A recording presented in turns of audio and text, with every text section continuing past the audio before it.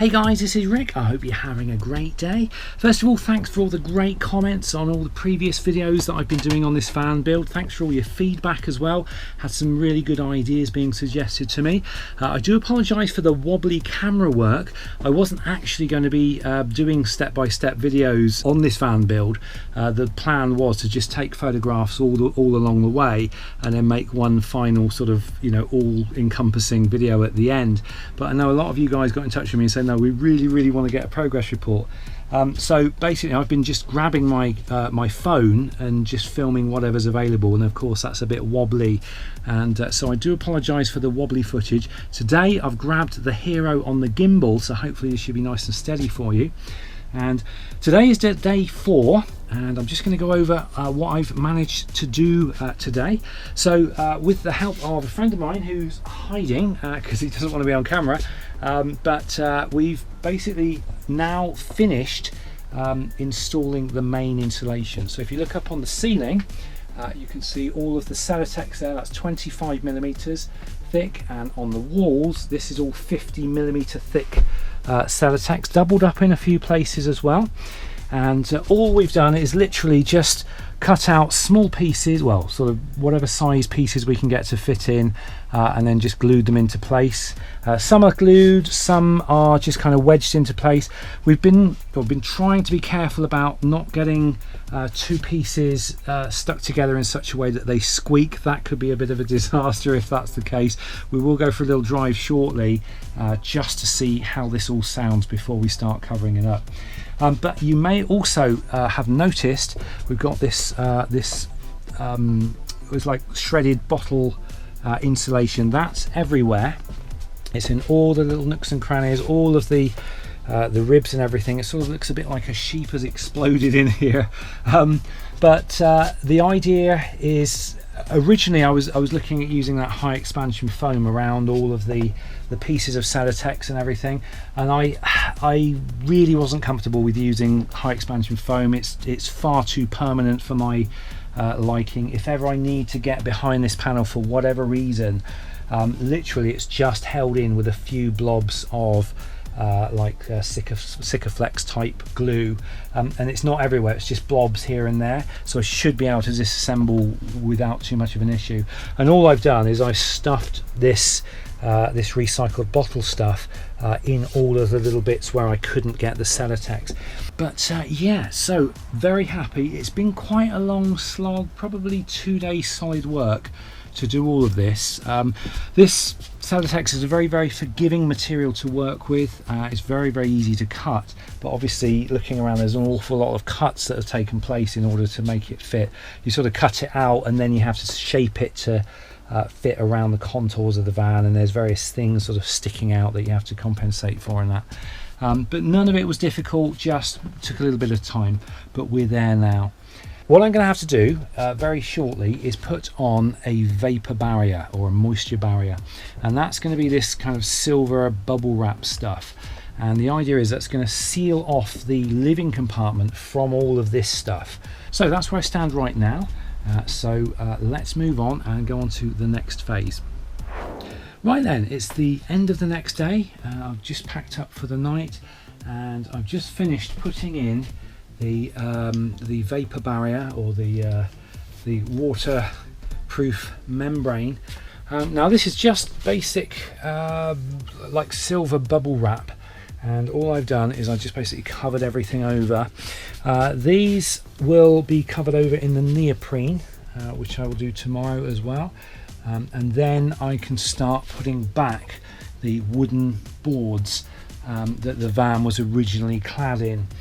Now, one bad bit of news is we had a torrential downpour earlier on today, and I got a bit of a drip from here, and I thought that I had sealed these in. The other one was fine, but I thought I had really sealed these in properly, and I still got a little bit of a drip coming from here. So I'm hoping this isn't cracked, because that's the only thing I can think of without going up there and inspecting it. But you know what water's like, it can find the tiniest little pinhole and start pouring stuff through. So I will go, hopefully it's going to be dry tomorrow, and I will go up onto the roof and double layer the mastic. I've got some nice clear mastic that I can use, and I will put a second layer of mastic on the seal, and hopefully that'll be okay. Once it's dry, I will actually pour a hose pipe or a bucket of water or something over it and make sure that that's sealed. And if it's not, I'm not quite sure what I can do about it, other than replace it, because I think if this is still leaking after I've sealed all the way around it again, I think there may be a crack in it somewhere. Obviously if I can find the crack, that'll be good, but otherwise I may have to just replace it and be done with it. We'll see. But if you've got any tips on tracing leaks on a roof light, then do feel free to leave your notes below. Right, so I'll catch up with you again in the morning.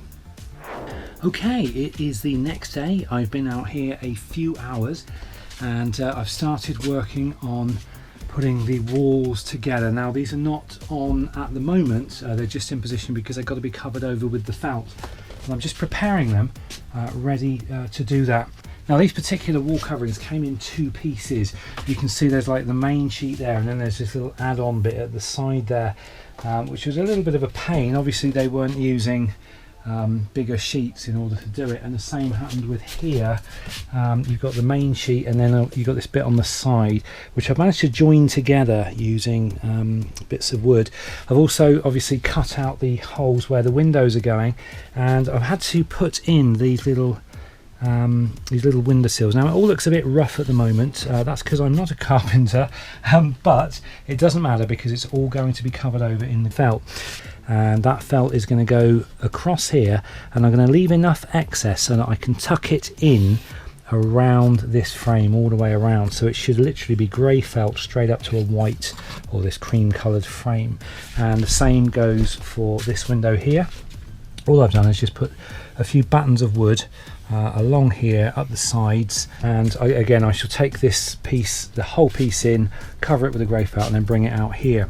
Now what I've also got to do is think about the metal that's going to be exposed. Now already I took into account this particular part, which was bare metal, and I've covered it over in the neoprene.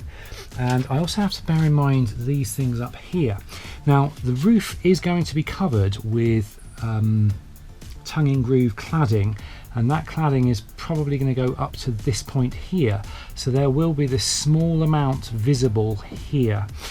Basically today I think I've just got to cover these walls up, but then before I can actually put them in place I need to go around and do the grey felt on. I've done it on this side as well, and put the neoprene along there, and then maybe get as much grey felt as I can in all the little nooks and crannies, so that it can tuck underneath the wood, which will then sit up against there.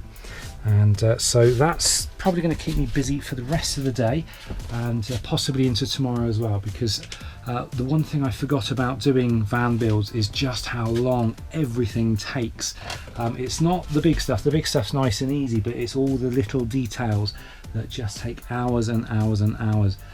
Not that I'm complaining, because I find it really enjoyable to do, but yeah, I kind of forget how long it takes, and that's what makes the project go on for a long time. Anyway, I shall get on with this, and I shall hopefully come back to you when it's done, and we can take a look at it and see what it looks like.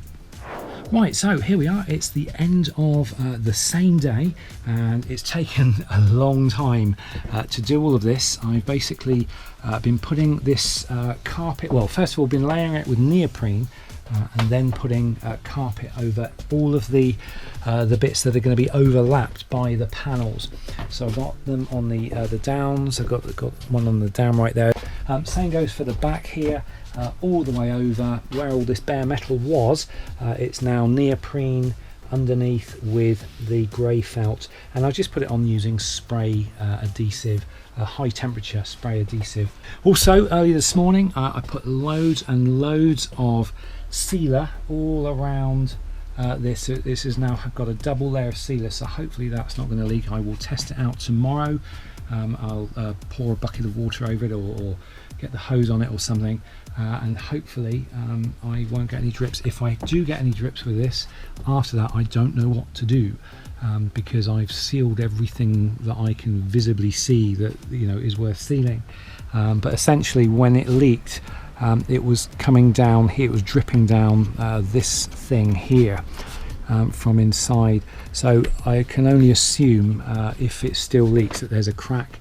So I may have to look into replacing it, but I don't know. Hopefully it's sealed and it's sorted. So all that's left to do, which I shall do tomorrow, is these large sheets of plywood that are cut to size. I'm going to be covering those over in the grey felt material and then putting them into place. And I shall do that first thing tomorrow. That's probably going to shouldn't take too long, hopefully, because I've done all the fiddly stuff today. As I say, putting all the felt, but basically I've just been putting it where it's going to be visible, because obviously you're going to have the roof battens, or the roof. I'm going to be using tongue and groove for the roof, so that's going to be sort of coming up to here, and then of course we've got the boards that are coming up to here, so it's only going to be a small amount that's going to be visible. So hopefully there's going to be no cold metal surfaces visible within the living space of the van. That's the intention. So that's it. So that's the end of day 4. I'm going to stop this video here and put it up on YouTube, and then I will begin day 5. I'm calling them days, but it's kind of segment 1, 2, 3, 4, 5. So segment 5 I will start recording tomorrow, and we'll take it from there. So that's it. Thanks for watching. Do please keep your comments and ideas coming in the comments below. Always great to read those, and I will see you in the next video. Until then, take care.